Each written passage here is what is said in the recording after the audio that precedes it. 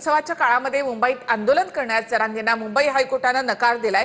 मुंबईमधल्या आझाद मैदानावर जरांगे यांना आंदोलन करता येणार नाही असं मुंबई हायकोर्टाने म्हटलेलं आहे। हायकोर्टाच्या नकारानंतर सुद्धा जरांगे मुंबईत येण्यावर ठाम आहेत। तर मुंबईत परवानगी नाकारण्यामागे फडणवीसांचा खेळ असल्याचा आरोप जरांगे यांनी केलाय।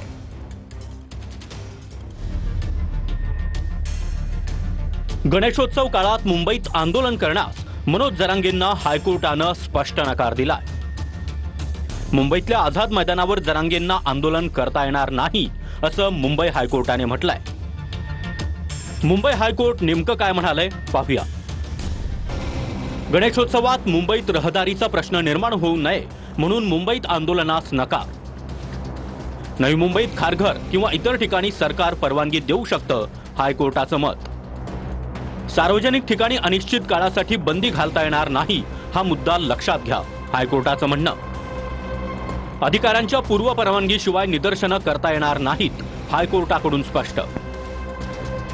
मुंबई हायकोर्टानं स्पष्ट नकार दिला असला तरी मनोज जरांगे पाटील मात्र मुंबईत जाऊन आंदोलन करण्यावर ठाम आहेत। मग आता हे सरकारचा खेळ आहे सगळा, फडणवीसांचा, न्यायदेवतेचा नाही। आता काय ते डाव असू शकतो, पण मी आहे ना षड्यंत्र तोडायला, मी कशाला आहे। छत्रपती शिवरायांनी त्यांच्या राज्यामध्ये जिथे विघ्न आलीत किंवा परकीय आक्रमकांनी आणलीत त्या ठिकाणी त्यांचा निपात करण्याचं काम हे त्यांनी केलेलं आहे। तर म्हणा निपात मग आमचा टाका कापून, आम्हाला गाला गोळ्या यायला लागलो म्हणा, तिथं 7 करोड मराठी मारून टाका आणि तुम्ही मस्त राज्य करा।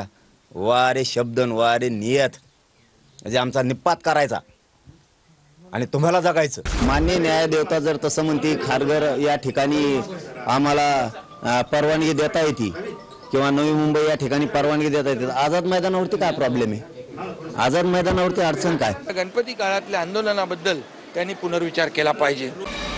मुंबई हायकोर्टाच्या सूचनेआधी मुख्यमंत्री देवेंद्र फडणवीसांचे ओएसडी राजेंद्र साबळे यांनी जरांगेंची भेट घेतली होती। त्या नियमाच्या मागण्यात कायदेशीर आहेत त्या द्या ना, शब्द देतो तुमच्याजवळ, आम्ही शांततेतच येणार। त्यावेळेस आम्ही सिद्ध करून दिलं, आम्ही शांततेत येणार। आंदोलनाबाबत मी आता विनंती केली दादाला की बाबा गणपती उत्सव हा मोठ्या प्रमाणात मुंबईत साजरा केला जातो। या संदर्भात मी आता दादाने सुचवलं की आम्हाला एक मार्ग द्या, त्या संदर्भात बघू काय करता येईल। आपल्या स्वतःच्या गलिच्छ राजकारणासाठी वेठीस धरण्याचा जो प्रयत्न होता, सामान्य माणसांना, सामान्य मुंबईकरांना त्रास देण्याचा जो भानगड होती, माननीय उच्च न्यायालयाने सांगितलेलं आहे की जरांगेंना रिस्ट्रेन करण्यात आला, म्हणजेच Jarange no entry in Azad Maidan, no entry in Azad Maidan. Supreme कोर्टाचे चीफ जस्टिस गवई कोल्हापूरला येऊन कोल्हापूर बेंच त्यांनी सुरुवात केली आहे आणि तसं काही मला असं वाटलं नाही की ते काहीतरी वेगळा निर्णय देतील किंवा काय देतील, बरोबर योग्यच निर्णय देतील। तत्कालीन मुख्यमंत्र्यांनी शिवाजी महाराजांच्या पाया पडून शिवाजी महाराजांची शपथ घेऊन आरक्षण देणार देणार देणार सांगितलं होतं, त्याचं काय झालं हा एक प्रश्न आपसूक या निमित्ताने या ठिकाणी उपस्थित होतो। कोर्ट हे तटस्थपणे निर्णय घेत असतं आणि न्यायदेवतेवर तरी जरांगेंनी या ठिकाणी विश्वास ठेवला पाहिजे। तुम्ही सरकारला जुमानणार नाही, तुम्ही कोर्टाला जुमानणार नाही, हे त्या ठिकाणी लोकशाही चालत नाही।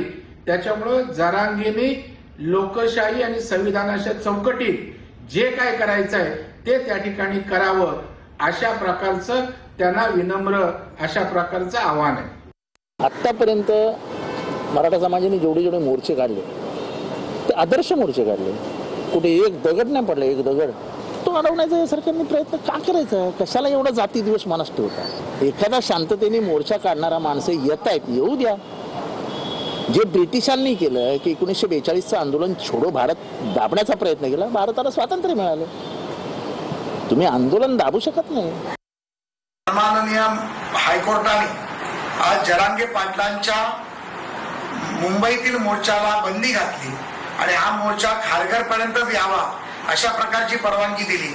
माननीय उच्च न्यायालयाचं मी मनापासून स्वागत करतो, कारण जरांगे पाटील हे मराठा असून देखील जो सण मराठ्यांनी साजरा करायला सुरुवात केली त्या गणेशोत्सवात विघ्न घालण्याचं काम हे करत होते, परंतु विघ्नहर्त्यांनी त्यांना त्यांची जागा दाखवून दिली। मुख्यमंत्री दोन्ही उपमुख्यमंत्री आहेत, तुम्ही जाऊन एकदा बोला की गणेश उत्सवाच्या वेळेस नको, सरकारकडनं काय पुढाकार घेतला जातोय आपण सर्वजण बघू. आणि जर लोकांना अडचणी येत असेल तर ह्याच्या आधी सुद्धा अनेक असे विविध समाजाचे तिथं आणि खास करून मराठा समाजाचा जो मोर्चा निघाला होता तो शांततेत निघाला होता, लोक समजून घेतात.